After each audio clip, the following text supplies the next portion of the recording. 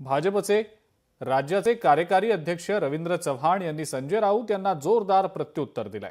हिरवी कावीळ झालेल्या नव्या दिव्य दृष्टीतनं राऊत पाहतायत, त्यामुळे वक्फ बोर्ड आणि हिंदुत्वाचा संबंध नाही असं वाटणं हे साहजिकच असल्याचं चव्हाण म्हणतात। घरं मंदिरं बळकावलेल्या हिंदूंना विचारा, वक्फग्रस्त हिंदू तुम्हाला शोकांतिका सांगतील तेव्हा मनाला पाझर फुटेल असंही रवींद्र चव्हाण म्हणाले।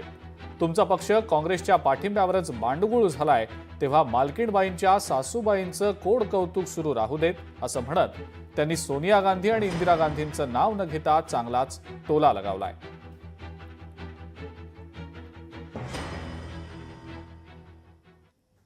एक्सवरची ही पोस्ट आपण पाहतो आहोत। रवींद्र चव्हाण काय म्हणतायत?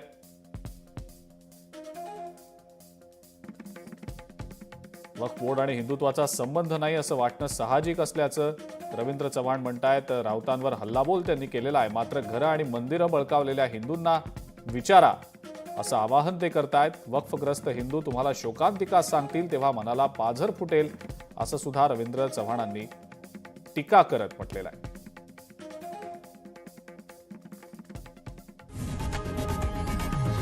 लोकशाही मराठी ऐका, पहा, जागरूक रहा।